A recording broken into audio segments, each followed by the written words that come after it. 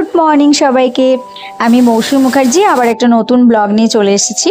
আর সকাল থেকে আজকে এত বৃষ্টি হচ্ছে কি বলবো। তো আজকে আমার গরম গরম ভাতের সাথে একটুখানি আমুদি মাছের চচ্চড়ি খেতে ভীষণ ইচ্ছা করছিল, তো ভাবলাম যে আপনাদের সাথেও এটা শেয়ার করি। এই রেসিপিটা খুব সোজা আর ভীষণ টেস্টি, দারুণ লাগবে খেতে। তো চলুন দেখে নিই। তো ফার্স্টে মাছগুলোকে আমি ভালোভাবে ধুয়ে নিচ্ছি, তারপর নুন হলুদ দিয়ে ভালোভাবে মাখিয়ে নিচ্ছি। এই মাছগুলোতে কিছুটা রেখে দিয়েছিলাম পকোড়া বানানোর জন্য, সেটা নেক্সট ব্লগে আসছে। তারপর একটা মশলা বানিয়ে নিচ্ছি, দিয়ে দিচ্ছি এর মধ্যে 2 চামচের মতো সর্ষে গুঁড়ো, তারপর হচ্ছে হলুদ, একটু জিরে গুঁড়ো, একটু গরম মশলা, একটু নুন, পরিমাণ মতো একটুখানি কাশ্মীরি লঙ্কার গুঁড়ো, একটু চিনি, আর তারপর জল দিয়ে ভালোভাবে সেটাকে একটা মশলা তৈরি করে নিচ্ছি। আমি অবশ্য সর্ষেটা গুঁড়ো আমি কেনাটাই দিয়েছি, আপনারা চাইলে সেটা গুঁড়ো করেও নিতে পারেন।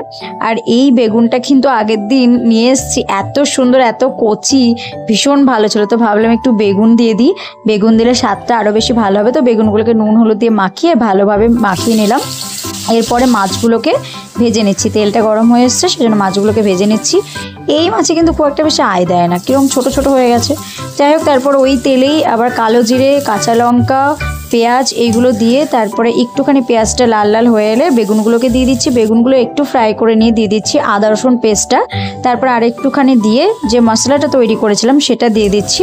তারপর একটুখানি যখন তেলটা ছাড়তে শুরু করবে তখন দিয়ে দিলাম এর মধ্যে ধনেপাতা দেওয়ার পরে এরপর মাছগুলোকে দিয়ে দিচ্ছি।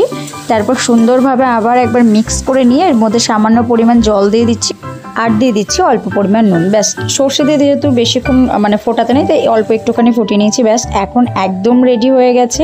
তো গরম গরম ভাতের সাথে কিন্তু এরকম আমুদি মাছের চচ্চড়ি বেগুন দিয়ে কিন্তু হেভি জমে যাবে এই বর্ষাকালে। একবার অবশ্যই ট্রাই করে দেখবেন। হ্যাঁ, আমার রেসিপিটা ভালো লেগে থাকলে আমার চ্যানেলটাকে সাবস্ক্রাইব করে দেবেন, লাইক কমেন্ট শেয়ার করতে ভুলবে না। আর একবার বানিয়ে কিন্তু অবশ্যই কমেন্টে জানাবেন কেমন হয়েছে রেসিপিটা।